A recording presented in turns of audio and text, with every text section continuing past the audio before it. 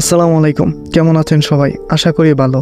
আজকে যে মুভিটার কথা বলবো সেটা মুভি হলো, এটা কিন্তু সত্যি ঘটনার উপর ভিত্তি করে তৈরি করা হয়েছে। এটি এমন একটি ঘটনা যেটা একটা পরিবার না, পুরো একটা গ্রামের ভাগ্য পরিবর্তন করে দেয়। আর এই কাজটা একজন সাধারণ ছেলে করেছে, যার কিনা সারাটা জীবন কেটেছে অভাব আর হতাশায়, কিন্তু সেই একটা সময় এমন এক সাফল্যের দেখা পায়। তো চলুন আর কথা না বলে মুভিটা শুরু করা যাক। মুভিটি 2019 সালে তেলুগু ভাষায় মুক্তি পায়, যার নামটাও হচ্ছে মালেশাম। তো চলুন শুরু করি আজকের ভিডিও। তো গল্পের শুরুতে আমরা দেখতে পাই মালেশাম তার পরিবারের সাথে গ্রামে থাকে। তার পরিবারে তারা মোট 3 জন, সে, তার বাবা আর তার মা লক্ষ্মী রানী, এবং সে তার পরিবারের সাথে গ্রামে বড় হচ্ছে। মালেশামের পরিবারে শুধুমাত্র তার মা লক্ষ্মী রানী সব থেকে ভালো শাড়ি তৈরি করার কাজ জানে, কিন্তু দীর্ঘ সময় যাবৎ এই কাজ করতে গিয়ে তার হাতের ব্যথায় তার প্রচন্ড অসুস্থ হয়ে পড়তে হয়। সেটা ছোট থেকে মালেশামকে খুব কষ্ট দেয়। লক্ষ্মীদের গ্রামের পাশেই তার ছোট বোনের পরিবার থাকে। তাদের পারিবারিক অবস্থা তেমন একটা ভালো না। এই হলো লক্ষ্মীর বোন জামাই, যার নাম নুরুল। রাতের বেলা নুরুল তার গ্রামের মুদির দোকানে নিজের ছেলে মেয়েদের জন্য জুস কিনতে এসেছে, কিন্তু দোকানদার তাকে সোজা না করে দেয়,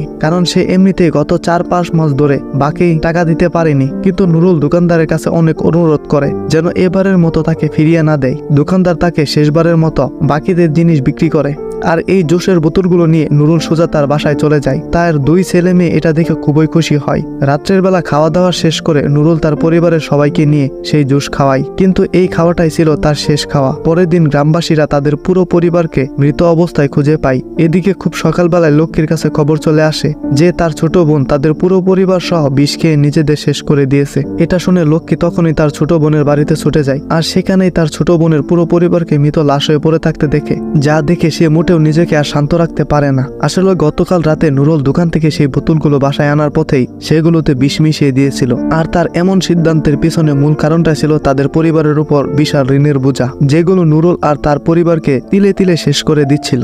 এত টাকা ঋণের বোঝা কোনোভাবে পরিশোধ করতে না পেরে নুরুল আর তার বউ এমন সিদ্ধান্ত নিয়েছে, সেদিন দিনের সময়টাই তাদের শেষকৃত্যর কাজ শেষ করে লক্ষ্মী তার ছেলে মালেশামকে নিয়ে বাড়িতে ফিরে আসে। আজকের এই ঘটনা সে এখনো পর্যন্ত মেনে নিতে পারেনি। মালেশাম তার মায়ের মনের অবস্থা দেখে তার মাকে জিজ্ঞাসা করে যে খালা খালুরা মারা কেন গেল, যেখানে তার মা তাকে বোঝায় যে তারা অনেক ঋণ করে ফেলেছিল, আর সেগুলো পরিশোধ করতে না পারার কারণে আর অপমান সহ্য করতে না পারে তারা এই কাজ করেছে। তখন ছোট্ট মালেশাম তার মাকে জিজ্ঞাসা করে, যদি কখনো আমরাও ঋণ করে ফেলি তাহলে কি আমরাও তাদের মতোই করে মরে যাব? এটা শুনে তার মা তখনই তাকে নিষেধ করে এবং বলে নিজেকে শেষ করে দেওয়ার মতো ঘৃণতম কাজ আর পৃথিবীতে একটিও নেই। তারপর আরো অনেকগুলো দিন কেটে যায়। মালেশাম প্রায় সময়টাতে তার মাকে সাহায্য করে। ঠিক এমনও একদিন তার 2 বন্ধু তাকে স্কুলে যাওয়ার জন্য ডাকতে আসে, তাই মালেশাম তার অর্ধেক কাজ রেখে স্কুলে চলে যায়। এমনিতে মালেশাম খুবই চঞ্চল প্রকৃতির একটা ছেলে। স্কুলে গিয়ে বন্ধুদের সাথে হাসি তামাশা আর মজা করছিল। তখন এই অবস্থায় ক্লাসের টিচার তাকে দেখে ফেলে, যার কারণে টানা 10 মিনিট তাকে কান ধরে বসে থাকতে হয়। আর এদিকে তাদের বাড়িতে আজকে একজন সাপ্লায়ার এসেছে তাদের থেকে অর্ডার করা শাড়িগুলো নিতে। তবে গুনে দেখার পর সে দেখতে পায় যে এখানে অর্ডার করা সবগুলো শাড়ি নেই, কিছু কম আছে। মালেশামের বাবা তখন তাকে বোঝায় যে লক্ষ্মীর হাতের অবস্থা খুবই খারাপ, এই অবস্থায় সে কাজ করতে পারে না। সামনের মাসে তারা ঠিক চাহিদা অনুযায়ী তার শাড়ি তৈরি করে দেবে। পাশাপাশি এবার মালেশামের বাবা এই শাড়ির মজুরিটাও কিছুটা বাড়িয়ে দিতে বলে, কিন্তু তার কাস্টমার তাকে সোজা জানিয়ে দেয় যে এখন মার্কেট ডাউন চলছে, এখন কোনোভাবেই বেশি টাকা দেওয়া সম্ভব না। এদিকে মালেশাম তার গ্রামের এক প্রান্ত থেকে অন্য প্রান্ত এভাবেই হেসে খেলে বড় হচ্ছিল। সে তার বন্ধুদের সাথে নানা রকম খেলাধুলা করে আর দুষ্টামি হাসি তামাশা করে তার ছোটবেলা বেশ ভালোই যাচ্ছিল। একদিন মালেশাম দুপুরবেলা তার বাবার কাছে নতুন বই কেনার জন্য টাকা চায়, কিন্তু তার বাবা তাকে বলে দেয় তার কাছে নাকি কোনো টাকাই নেই, এবার বই কিনতে হবে না। তাকে বলে যা, তোর মায়ের শরীর খারাপ, তাকে গিয়ে সাহায্য কর, এখন থেকে শুধু পড়ালেখা করলেই হবে না, কাজও করতে হবে। কিন্তু মালেশাম তখন কাজ করতে চায় না, সে বাচ্চাদের মতোই জিদ করতে থাকে। তখন তার মা এসে তাকে বোঝায় যে তুই চিন্তা করিস না, আমি তোর বইয়ের টাকা দেবো। এই বলে সে মালেশামকে এই প্রথম তার শাড়ি বোনার কাজ শেখাতে শুরু করে, আর সেখান থেকেই তার পরবর্তীতে তার স্কুলে যাওয়া বন্ধ হয়ে যায়। তাই একদিন মালেশাম ক্লাসের টিচার তাদের বাড়িতে আসে আর মালেশামের বাবাকে জিজ্ঞাসা করে যে কি হয়েছে তার ছেলের, স্কুলে কেন সে যাচ্ছে না। তখন মালেশামের বাবা তার টিচারের কাছে নিজের অপারগতা জানায়। তাই টিচার হিসেবে সেও কিছু করতে না পারায় মালেশামকে ডাক দিয়ে তার ইংরেজি একটি ডিকশনারির বই ধরিয়ে দেয় আর বলে আমি কিন্তু মাঝে মাঝে আসবো বাসায়, প্রতিদিন এই শব্দগুলো মুখস্থ করে রাখবে। এরপর আবারও দিন যেতে থাকে। মালেশাম এইদিকে ওই কাজের সাথে নিজেকে মানিয়ে নিয়েছে। স্কুলে যেতে না পারলেও এই শাড়ি বুননের কাজে সে আপন করে নিয়েছে। আর ধীরে ধীরে এভাবে চলে যায় আরো 15টা বছর। মালেশামের মায়ের হাতের ব্যথা এতদিনে অনেক বেড়ে গিয়েছে, কিন্তু তবুও সে এখনো নিজের কাজ থামায়নি। এই বিষয়টা মালেশামকে অনেক বেশি কষ্ট দেয়। সেদিন মালেশাম তার 2 বন্ধুর সাথে আরেক বন্ধুর বাড়িতে সিলিং ফ্যান মেরামত করতে যায়। আসলে ইলেকট্রিক কাজ এবং প্রযুক্তি সম্পর্কিত বিষয়বস্তুতে মালেশামের ছোটবেলা থেকে বেশ আগ্রহ। তাছাড়া ছোটবেলায় মালেশামের এই ক্লাস টিচার তাকে যেই ডিকশনারিটি দিয়েছিল সেটার কারণে ইংরেজিতেও তার বেশ ভালো দক্ষতা আছে। তারা 3 বন্ধু মিলে সেখানে ওই সিলিং ফ্যানটা ঠিক করতে থাকে, কিন্তু ফ্যানটা লাগিয়ে যখন সুইচ অন করা হয় তখনই সেটা ঘুরতে ঘুরতে ঠাস করে তার বন্ধুর দাদির পাশে গিয়ে পড়ে। আর সেই দাদি তো তাদের সকলের একদম গোষ্ঠী উদ্ধার করে ফেলে। সেদিন মালেশাম তার 3 বন্ধুকে নিয়ে তাদের পছন্দের সুপার হিরো সিনেমা দেখতে যায়। আর খুবই কষ্টে মালেশামের এক বন্ধু তাদের 3 জনের জন্য 3টা টিকিট জোগাড় করে, কিন্তু হঠাৎই সেখানে একটা মেয়েকে দেখে মালেশামের একদম চোখ আটকে যায়। মেয়েটাও যখন মালেশামের দিকে খেয়াল করে তখন সে বুঝতে পারে যে ছেলেটা তাকে অনেকক্ষণ ধরে লুকিয়ে লুকিয়ে দেখছে। আর এই সময় ওই মেয়েটা তার বান্ধবীকে নিয়ে সোজা মালেশামের সামনে চলে আসে। আর মেয়েটার নাম হচ্ছে পদ্মাবতী। আসলে সে এখানে তাদের কাছে সাহায্য চাইতে এসেছে। একটু আগে সে দেখেছে যে তার বন্ধু কিভাবে সবার উপর দিয়ে গিয়ে টিকিট জোগাড় করেছে। তো পদ্মা এখন চাই যে তাদের জন্য সে যেন 2টা টিকিটের ব্যবস্থা করে দেয়। এটা শুনে তো মালেশাম এক কথাতেই রাজি হয়ে যায়। সে যখন তার বন্ধুর মতো টিকিটের ব্যবস্থা করতে যায় তখন জনগণের লাথি উষ্টা খেয়ে তাকে একদম নাস্তানাবুদ হয়ে যেতে হয়। আর মালেশামের এমন চেষ্টা দেখে তার সেই বন্ধু তাকে 3টা টিকিটই ধরিয়ে দেয়, যাতে মালেশাম পদ্মাকে নিয়ে সিনেমা দেখতে যেতে পারে। এরকম 2-1টা বন্ধু আমারও আছে। সেদিন এই বাহানায় মালেশামের সাথে পদ্মার কিছুটা বন্ধুত্ব হয়ে যায়। কিন্তু মালেশাম যখন বাড়িতে ফিরে আসে তখন সে বাড়িতে ফিরে ডাক্তারকে দেখে বেশ ভয় পেয়ে যায়। তার মায়ের কিছু একটা হয়েছে। ডাক্তার তাদেরকে জানায় শাড়ি বোনার কাজ করতে গিয়ে লক্ষ্মীর ডান হাতের জয়েন্টের হাড় অনেক ক্ষয় হয়ে গিয়েছে, এখন তার কাজ করা বন্ধ করতে হবে। আর যদি লক্ষ্মী কাজ চালিয়ে যায় তাহলে সামনে আরো সমস্যা বাড়বে, এমনকি তার হাত প্যারালাইজ হয়ে যাওয়ার সম্ভাবনাও আছে। এই বিষয়টা মালেশামকে চিন্তায় ফেলে দেয়। কিন্তু একদিন সাইকেল চালাতে গিয়ে তার সাইকেলের চেন যখন পড়ে যায় তখন তার মাথায় একটি সুন্দর বুদ্ধি আসে। সে ওখান থেকে সোজা তার গ্রামের বাইরে কিছু কলকারখানা ঘুরে দেখে যে ওখানে মেশিনগুলো কিভাবে কাজ করে সেগুলো সে বোঝার চেষ্টা করে। পাশাপাশি সে বাড়িতে তার মায়ের শাড়ি বোনার কাজটাও ভালোভাবে খেয়াল করে। একটা সময় সে মেশিনের একটা নকশা তৈরি করে, যে মেশিন এই শাড়ি বোনার কাজটা অটোমেটিক করে দিতে পারবে। তাহলে তার মাকে আর কষ্ট করে নিজের হাতে ঘুরাতে হবে না। সেদিন মালেশাম সোজা তার বন্ধুদের কাছে যায় এবং দেখা করে। আর আজকে সারাদিন যে পরিকল্পনা করেছে সবকিছু বন্ধুদেরকে খুলে বলে, যে সে এমন একটা মেশিন তৈরি করবে যেটা অটোমেটিক শাড়ি বোনার কাজ করতে পারবে। এটা শুনে তার বন্ধুরা বেশ খুশি হয়ে যায়, কিন্তু এটার জন্য বেশ কিছু টাকার প্রয়োজন। তাই তার বন্ধু তাকে গ্রামের এক লোকের সাথে দেখা করিয়ে দেয় এবং টাকার ব্যবস্থা করে দেয়। সেই টাকা নিয়ে মালেশাম তার মেশিন বানানোর কাজ শুরু করে দেয়। ধীরে ধীরে সে বিভিন্ন পার্টস কিনে সেই মেশিন লাগাতে থাকে আর তার প্ল্যানিং অনুযায়ী সেটাকে আকার দিতে শুরু করে। কিন্তু এতে তার বেশ অনেকটাই সময় লেগেছিল। মাঝখানে এলাকায় তার এই নতুন উদ্যোগটি বেশ ছড়িয়ে পড়তে শুরু করে এবং সেই কারণে তাকে নিয়ে বেশ হাসাহাসি এবং তামাশাও হয়। কিন্তু মালেশাম তবুও এক মন দিয়ে সেটাকে সামনে এগিয়ে নিয়ে যায়। এই বিষয়টা নিয়ে তার মা তাকে অনেক কিছু জিজ্ঞাসা করে যে এগুলো দিয়ে কি হবে, এগুলোর পিছনে সময় নষ্ট না করে তার কাজে যেন মনোযোগ দেয়, এসব টাইপের কথাবার্তা। তারপর এক রাতে তাদের গ্রামের একটা অনুষ্ঠানে মালেশাম একটা ক্যারেক্টার রোল প্লে করে। ওটা ছিল আবার একটা মহিলা ক্যারেক্টার, যেখানে সেই অনুষ্ঠানে পদ্মাও ছিল। মালেশামকে এমন রূপে দেখে পদ্মার খুবই হাসি পায়। তারপর আরো 2 দিন চলে যায়। এই ছেলেটার নাম হচ্ছে বিক্রম।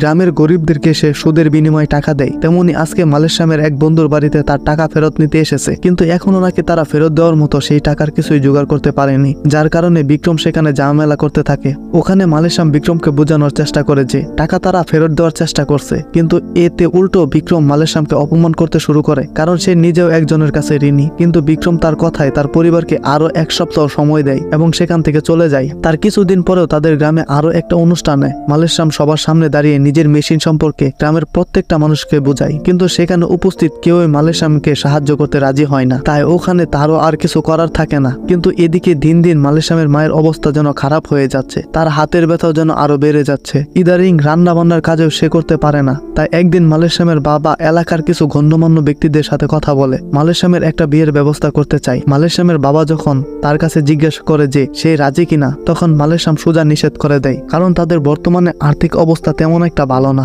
আর যা সে সঞ্চয় করেছে বিয়েতে যদি সেগুলো খরচ হয়ে যায় তাহলে চলতে খুবই অসুবিধা হবে। কিন্তু তখন মালেশামের মা তাকে বলে উঠে, কিরে পদ্মা নামের কোনো মেয়েকে বিয়ে করবি নাকি? আর এখানে পদ্মা নামটা শুনতেই মালেশাম এক কথায় বিয়েতে রাজি হয়ে যায়। এরপর বিয়েটা খুব সুন্দরভাবেই হয়। তাদের সংস্কৃতি অনুযায়ী এবং ভারতীয় রীতিনীতি সবকিছু মেনেই তাদের বিয়েটা বেশ ভালোভাবে হয়। এরপর থেকে মালেশামের জীবনটা একটু অন্যরকম রকম ভাবে কাটতে শুরু করে। জীবনে তার আরো অনেক সুন্দর মুহূর্ত চলে আসে। দিন দিন তাদের সম্পর্কটা বেশ ঘনিষ্ঠ হয়। এখন রান্নার পাশাপাশি লক্ষ্মীর সাথে পদ্মা শাড়ি বোনার কাজেও তাকে হেল্প করে। কিন্তু কিছুদিন এভাবে কাজ করার পর পদ্মার হাতে ঠিক একইভাবে ব্যথা শুরু হয় যেমনটা লক্ষ্মীর হতো। সেদিন মালেশাম পদ্মাকে তার সম্পূর্ণ মেশিনটা দেখায় এবং বলে সে নাকি আবারও এটার কাজ শুরু করবে। আসলে মাঝখানে টাকার অভাবের কারণে এই মেশিনটা তৈরির কাজটা বন্ধ ছিল। এটা শুনে পদ্মা তাকে বলে যে আমার কাছে কিছু টাকা আছে, তুমি চাইলে কাজে লাগাতে পারো। এইবার সেই টাকা নিয়ে মালেশাম আবারও তার কাজে লেগে পড়ে। সে দিন রাত এটার পেছনে খাটতে শুরু করে। এতদিনে তার ছেলেবেলা সেই বন্ধুগুলো মালেশামের মেশিনের উপর সম্পূর্ণ আশা ছেড়ে দিয়েছে। এটা শুনে মালেশামের একটু খারাপ লাগে। আসলে সে এসেছিল তার বন্ধুদেরকে এটা বলতে যে তার মেশিনের কাজটা শেষ হয়ে গেছে, আগামীকাল যেন তারা বাসায় আসে মেশিনটা দেখে যায়। কিন্তু বন্ধুদের মুখে এরকম কথা শুনে তার মনটা বেশ ভেঙে যায়। তো তবুও পরের দিন রাতের বেলা তার দুই বন্ধু তার মেশিনটা দেখতে আসে। মেশিনটা শুরুর দিকে বেশ ভালোই চলছিল, কিন্তু হঠাৎই এক সময় যান্ত্রিক ত্রুটি এর কারণে মেশিনের মোটরটা জ্বলে যায়। কিন্তু মালেশাম বুঝতে পারে না যে এমনটা কি কারণে হলো। এমনকি এরপর পরই তাদের বাসায় মালেশামের সেই পাওনাদার চলে আসে যার থেকে মালেশাম ঋণ নিয়েছিল। মালেশাম এই আশায় ছিল যে শেষ মুহূর্তে তার মেশিনটা ভালোভাবে কাজ করবে আর সেই মেশিন দিয়েই সে তাদের ঋণ পরিশোধ করবে। কিন্তু আজকে তার কপালটা দুই দিক থেকেই খারাপ। লোকটা মালেশামকে যা নয় তাই বলে অপমান করতে শুরু করে। এমনকি এক সময় কথায় কথায় লোকটা তার বউকে নিয়ে খারাপ কথা বলে। এই কারণেই মালেশাম সাথে সাথে রেগে যায়, কিন্তু তারও কিছু করার নেই। তারা চলে যাওয়ার পর মালেশামের বাবা তাকে কথা শোনাতে শুরু করে যে আজ পর্যন্ত সে কখনো ঋণ করেনি, কিন্তু আজকে এই প্রথম নিজের ছেলের জন্য তাকে অপমানিত হতে হলো। তাই এখন কোনো উপায় না পেয়ে মালেশাম সোজা বিক্রমের কাছে চলে যায়। সে তার কাছে কিছু টাকা ঋণ চাই যেন সে একটা নতুন মোটর কিনে তার মেশিনের বিষয়টা ঠিক করতে পারে। কিন্তু সেখানেও বিক্রম তাকে একটা শর্তে টাকা দিতে রাজি হয়। একদিন যেহেতু মালেশাম বিক্রমের সাথে কথা কাটাকাটি করেছিল, আজকে তাকে তার পায়ে ধরে ক্ষমা চাইতে হবে। যদি সে ক্ষমা চায় তাহলে সে তাকে টাকা দেবে। এটা শুনে মালেশাম সোজা ওখান থেকে টাকা না নিয়েই চলে আসে, কারণ তার কাছে আত্মসম্মান বোধটা অনেক বড়। বাসায় এসে সে পদ্মাকে সবকিছু খুলে বলে আর সে পদ্মার গয়নাগাটিগুলোকে বন্ধক রাখতে চায়। কিন্তু পদ্মা কোনোভাবেই তার এই গয়নাগাটি বন্ধক দিতে রাজি হয় না। এগুলো তার বাবা মায়ের দেওয়া। আসলে বলতে গেলে পদ্মা এখনো শুধুমাত্র একটি কিশোরী, তাই মালেশামের বিপদটা সে ঠিক মতনও বুঝতে পারছে না। মালেশাম তাকে অনেক বোঝানোর চেষ্টা করে যে গয়নাগাটি সে আবার ফেরত দিয়ে আসবে, কিন্তু তবুও পদ্মা তাকে আর তার গয়নাগুলোকে দিতে রাজি হয় না। এক সময় মালেশাম বলে ওঠে আমার মনে হচ্ছে আমি মরে গেলে তুমি তোমার গয়নাগাটি নিয়েই থাকবে। এটা শুনে পদ্মা বলে ওঠে যে তুমি মরে যাও, বেঁচে থাকো, যা খুশি করো, ওটা আমার দেখার বিষয় না, আমার গহনা আমি তোমাকে দিতে পারবো না। এটা শুনে মালেশাম অনেক খারাপ লাগে। সে সোজা ঘর থেকে বের হয়ে যায়, কারণ একে তো তার মা বাবা কেউ তাকে বুঝলো না, এমনকি তার একমাত্র স্ত্রী পদ্মাও তাকে বোঝার চেষ্টা করলো না। সবাই শুধুমাত্র তাকে অবহেলা করলো। এইভাবে সে কি করবে বুঝতে না পেরে সোজা গ্রামের বাইরে একটা পুকুরে পারে গিয়ে নিজের পা দুটো বাঁধতে শুরু করে। এই পুকুরে সে একবার নিজেকে শেষ করে দিবে, কিন্তু এক সময় তার আবারও পদ্মার কথা মনে পড়ে। এই কাজটা তার করা উচিত হবে না। তার মনে পড়ে ছোটবেলা তার মায়ের সেই উক্তিটা। তার মা বলেছিল সব থেকে ঘৃণ্যতম কাজ হচ্ছে নিজেকে শেষ করে দেওয়া। তার মনে পড়ে যায় কিভাবে তার খালা খালু সহ সম্পূর্ণ পরিবার ধ্বংস হয়ে গিয়েছিল। এবার সে তার সিদ্ধান্ত বদলে নেয়। এদিকে বাড়িতে মালেশামের বাবা পুরো গ্রাম খুঁজে এসেছে যে কোথাও নিজের ছেলেকে পাচ্ছে না। ভেতরে পদ্মা ও তার ভুল বুঝতে পারে, একা একা কাটছে। কিন্তু কিছুক্ষণের মধ্যে মালেশাম তার বাড়িতে ফিরে আসে। মালেশাম বাসার ভিতরে গিয়ে পদ্মার সাথে এমন ব্যবহারের জন্য সে ক্ষমা চায়, আর পদ্মাও নিজে থেকে তার গহনাগুলো বের করে মালেশামের হাতে তুলে দেয়। সে বলে তুমি না থাকলে আমার গহনাগুলো কোনো মূল্যই থাকবে না, তুমি এগুলো বন্ধক রেখে টাকা নিয়ে আসো। এরপর পদ্মার বুদ্ধিতে মালেশাম নতুন একটা সিদ্ধান্ত নেয়। পরের দিন দুজনে সেই টাকা নিয়ে শহরের উদ্দেশ্যে রওনা হয়, আর শহরে গিয়ে সে একটি ছোট্ট রুম ভাড়া নেয়। আসলে মালেশামের চিন্তা হলো সে শহরে কিছুদিন টানা কাজ করবে, সেই টাকা জমানোর পর আবারও গ্রামে ফিরে যাবে, তারপর মেশিনটা নিয়ে কাজ করবে। মালেশাম এখানে একটা অটোরিকশা চালানোর কাজে লেগে যায়, যেখানে সে রাতের বেলা গাড়ি চালায় আর বিকেল বেলা পদ্মাকে নিয়ে ঘুরতে বের হয়। তাদের দিনকাল বেশ ভালোই যাচ্ছিল, তবে মাঝে মাঝে শহরে নতুন বলে অনেক মানুষ তাকে ভাড়া না দিয়ে ঠকিয়ে যেত। মালেশামই কিছুই করতে পারতো না। একদিন এভাবেই রাতের বেলা একটা মাতাল তার গাড়িতে ওঠে, আর যাত্রার পথে এসে মালেশাম একের পর এক হ্যানত্যান বলতে থাকে, আর তাকে লাস্টে ভাড়া না দিয়েই আগের যাত্রীদের মতোই প্রতারণা করে চলে যেতে থাকে। আর মালেশামও আগের মতোই কিছুই করতে পারে না। কিন্তু এবার তার কপালটা বেশ ভালো ছিল, কারণ লোকটা আসলে তার ভাড়া মেরে দেওয়ার চিন্তা ভাবনা করেনি। সে আবারও ফিরে আসে আর তার ভাড়াটা দিয়ে দেয়। এদিকে মালেশাম তার অটোতে করে কিছু ফুলের ডেলিভারি দিতে যায়, আর সেখানে ফুলওয়ালার কাছে সে ফুলের ব্যবসা সম্পর্কে জানতে চায়। সে ব্যবসা বুঝে সে নিজেও পরের দিন থেকে ফুল বিক্রি শুরু করে, কিন্তু সারাদিন এই ফুল নিয়ে ঘোরাফেরা করার পরেও সে কারো কাছে একটা ফুলও বিক্রি করতে পারে না, যার কারণে এক সময় সে বিরক্ত হয়ে ফুলগুলো ফেলে দিয়ে বাড়িতে ফিরে যায়। বাসায় পদ্মা মালেশামের মন ভালো করার অনেক চেষ্টা করে, কিন্তু কোনোটাতেই কাজ করে না। পরের দিন মালেশাম আবারও সেই গাড়ি চালানোর কাজে ঢুকে পড়ে। আজকে মালেশাম মালামাল পরিবহনের গাড়ি নিয়েছে, আর সকালবেলা গাড়িতে অনেকগুলো কাঁচামালের বস্তা নিয়ে সে ডেলিভারি দিতে বের বের হয়ে পড়ে, কিন্তু মাঝ রাস্তায় গাড়ি ওভারলোড হয়ে যাওয়ার কারণে সে সহ তার গাড়ি একদম উল্টে যায়, যাতে করে মালেশামকে তার পাশের একটা হাসপাতালে চিকিৎসা নিতে হয়। সেখানে তার সাথে পদ্মাও আছে, কিন্তু আজকের রাতটা মালেশামকে এই হাসপাতালের বেডেই থাকতে হবে, কারণ ডক্টর আগামীকাল তার রিপোর্ট নিয়ে আসবে। তাই সে পদ্মাকে রাত হওয়ার আগেই বাসায় পাঠিয়ে দেয়, যেখানে মালেশামের বেডের পাশে একজন ইঞ্জিনিয়ারিং সাবজেক্টের স্টুডেন্টও ছিল। সামনে নাকি তার পরীক্ষা, তার নাম আব্দুল। সেখানে আব্দুলের সাথেও মালেশামের কিছুটা কথা হয়। আসলে গল্পের শুরুতে আমরা দেখেছি যে ছোটবেলা থেকে মালেশামের ইলেকট্রিক্যাল বিষয়গুলোর প্রতি একটা আলাদা আগ্রহ আছে, তাই রাতের বেলায় সে আব্দুলের বইগুলো পড়তে থাকে। পাশাপাশি ইংরেজিতে মালেশামের একটা দক্ষতা তো আছেই। একসময় আব্দুল যখন ঘুম থেকে উঠে তাকে বই পড়তে দেখে, তখন সে আগ্রহ নিয়ে তাকে ইলেকট্রিক্যাল বিষয় সম্পর্কে কিছু প্রশ্ন খাতায় লিখে দেয়। আর দেখা যায় মালেশাম খুব সহজেই সেই প্রশ্নগুলোর উত্তর দিতে পেরেছে, এমনকি ওই সকল প্রশ্নের উত্তর সে সুন্দর করে সমাধান করে দিয়েছে, যেগুলো আব্দুল নিজেও কখনো পারেনি।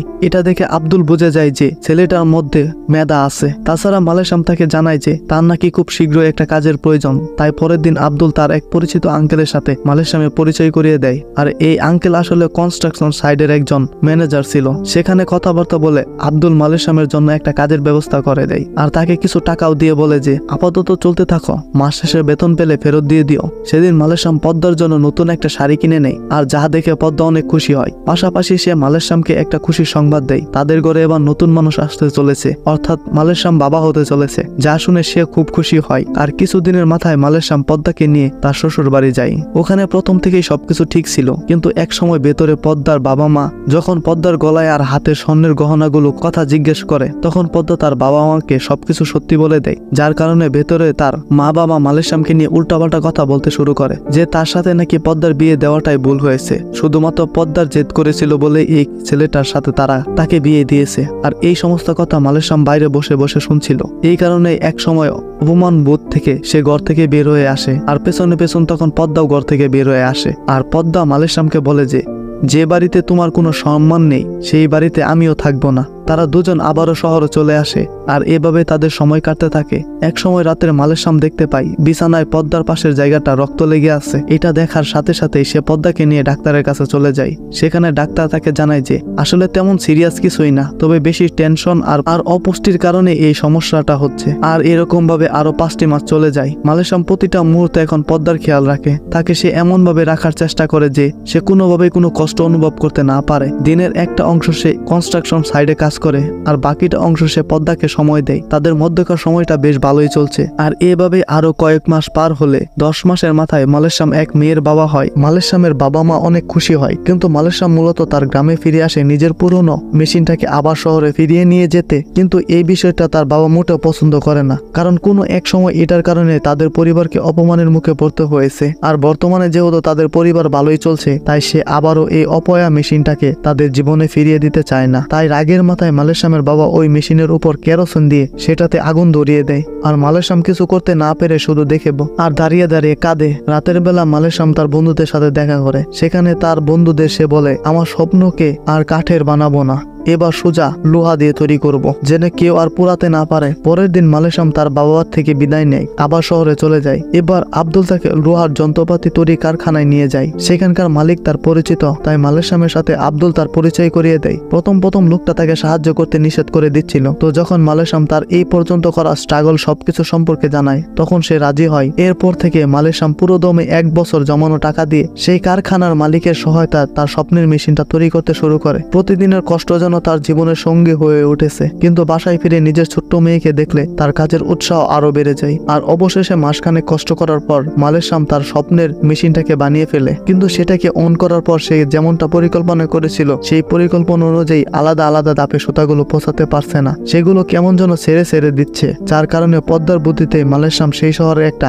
মেকানিক্যাল ইঞ্জিনিয়ারিং কলেজে যায়। আর ওইখানকার একজন প্রফেসরের সাথে দেখা করে, তার মেশিন সম্পর্কে জানায়, আর তার মেশিনের সমস্যা সম্পর্কে তাকে বলে। সেখানে প্রফেসর তাকে জানায় যে তার মেশিনটা নাকি মেকানিক্যাল ভার্সনের প্রপার্টি একটি কাজ করতে জটিলতা তৈরি করবে, তাই এখানে বিশেষ কিছু পরিবর্তন তৈরি করতে হবে, যার জন্য তাকে একটা মাইক্রো কন্ট্রোলার আর কিছু ট্রানজিস্টরের সাহায্যে প্রপার ডায়াগ্রাম তৈরি করতে হবে। কিন্তু সমস্যা হলো এটার পিছনে প্রায় 30,000 টাকা খরচ যাবে, কিন্তু এত টাকা তো তার কাছে নেই। তবে কথাই আছে না, যেখানে সমস্যা আছে সমাধানও সেখানে কোথাও না কোথাও লুকিয়ে আছে। একদিন একটা গাড়ি মেরামত করার দোকানে গিয়ে মালেশাম একটা স্কুটারের একটা বিশেষ পার্টস লক্ষ্য করে। সেটাকে থেকে তার মাথায় একটা বুদ্ধি চলে আসে, কারণ এটাকে যদি সে ভালো কাজে লাগায় তাহলে এটাই সে মাইক্রো কন্ট্রোলারের কাজ করবে। এই কাজে সে লেগে পড়ে, কিন্তু একের পর এক সমস্যা যেন তার পিছু ছাড়তে চাইছে না। এই সমস্যার সমাধান করার পরই তার মেশিনে আরো একটা সমস্যার সামনে চলে আসে। এবারে কোনোভাবে মালেশামের মাথায় আর কোনো সমাধান আসছে না। এমনকি এই চিন্তায় পরের দিন ইলেকট্রিকের কাজ করার সময় আব্দুলের সেই আঙ্কেল তাকে ইঙ্গিত করে বাজে কিছু কথা বলে। তখন মালেশাম সেগুলো সহ্য করতে না পেরে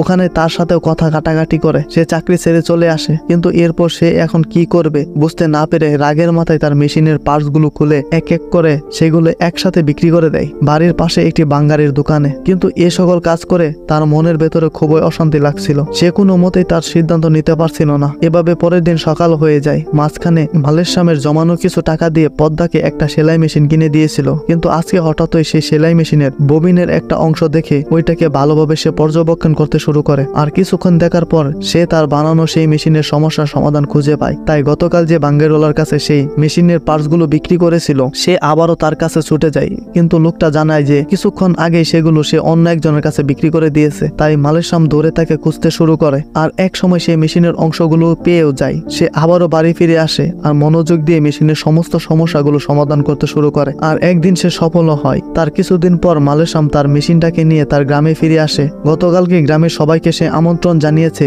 যেন সবাই তার মেশিনটা দেখতে আসে। সেই সুবাদে তারা এখানে এসেছে। তার বাবা এক কোনায় দাঁড়িয়ে তার মেশিনটা দেখছে, কারণ রাগের মাথায় গতবারের করা কাজের কারণে তার ছেলের সামনে আসার সে সাহস পাচ্ছে না। এখানে কেউ কেউ মালেশামের প্রশংসা করছে, আর কেউ কেউ তাকে নিয়ে ঠাট্টা মশকরা করছে। আবার কেউ বলছে মেশিনটা চলবে না, এই মেশিন একটু পরে বন্ধ হয়ে যাবে। এক সময় মালেশাম তার মেশিনের সুইচটা অন করে, কিন্তু তাতে কোনো কাজ হয় না, কারণ তার মেশিনের যে মোটর সেটা কোনো কারণবশত নষ্ট হয়ে গেছে। যার কারণে গ্রামের লোকেরা এক একজন এক এক কথা বলতে শুরু করে। সেখানে তাদের মধ্যে বিক্রমও ছিল।